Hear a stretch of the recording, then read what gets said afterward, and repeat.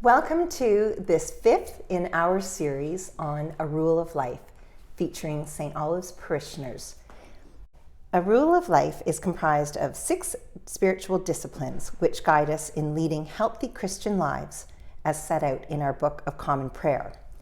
These include attending church, praying at home, following Jesus, serving the church, talking about faith, and giving to the church.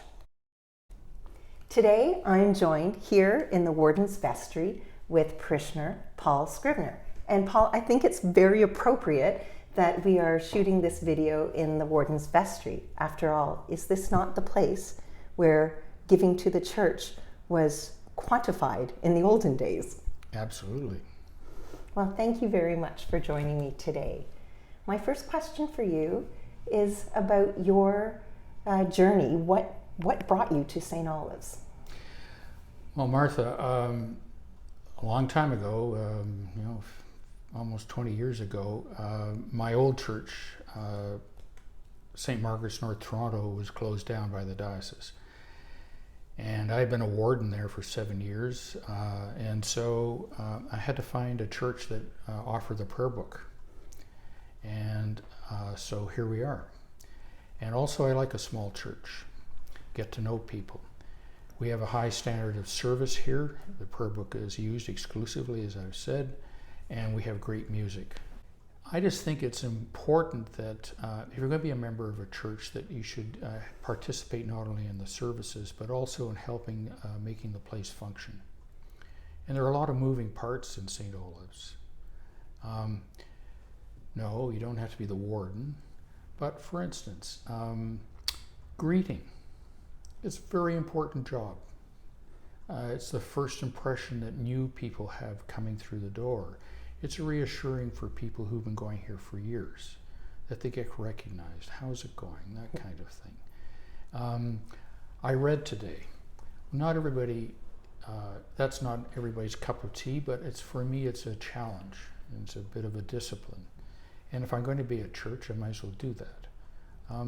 So that's why giving that way is important, because many hands make light work. And yes, we have people we pay, but without the volunteers, St. Olave's would not be the church it is. Let's turn our conversation to contributions of a financial nature. I know that both you and I are monthly donors to St. Olave's. Would you be willing to share a little bit about your thinking in terms of supporting the church, what it means for you and your thoughts for others?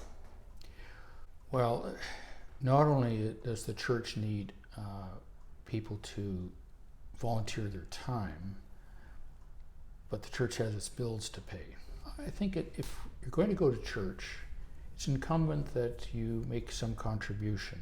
I'm on the PAG system, like you are, so it's kind of painless. It comes out of my bank account every month, and I don't have to think twice.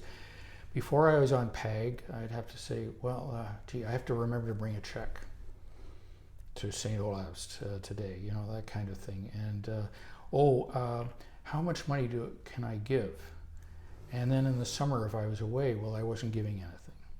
So now it's a regular system, and it works. And it's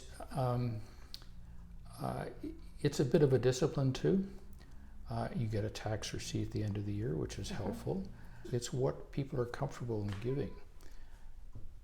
I think that's a really important point about the individual experiences that we have. And so you and I have chosen a methodology that works for us, but that might not be suitable or the most appropriate for other people.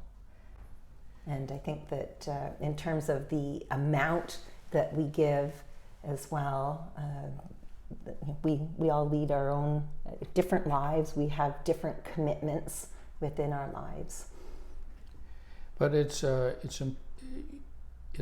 commitment to share what you have, to make something that you value help make it work and function. And money is the the grease that makes the wheels go around.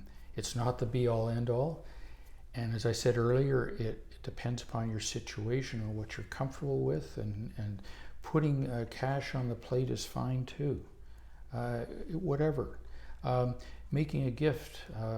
For instance, in my will, there's a bequest to go to the church. I won't be around, but hopefully the church will benefit from that. And it's not everybody's cup of tea, but that's something I decided to do.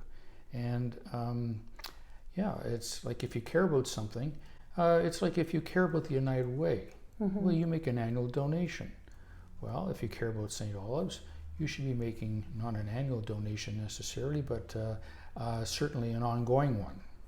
Well, thank you for sharing about your bequest intentions. I think that there is something really lovely about creating a legacy at a place that is important to us, and that is and giving through a will. As you say, we don't need it after we have passed on, and that's a really lovely way to make a difference for St. Olive's and for the people who will never meet, who will come here far after us.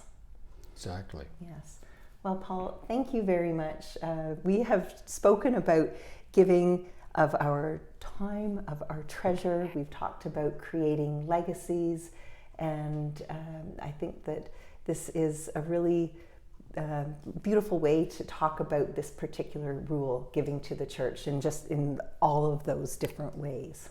So thank you very much for sharing this time with us today. Well, you're welcome, and I thank you for the opportunity. Thank you. I invite you to join us next month when we explore the final rule, which is talking about faith. In the meantime, thank you very much for joining us today here in the Warden's Vestry at St. Olive's.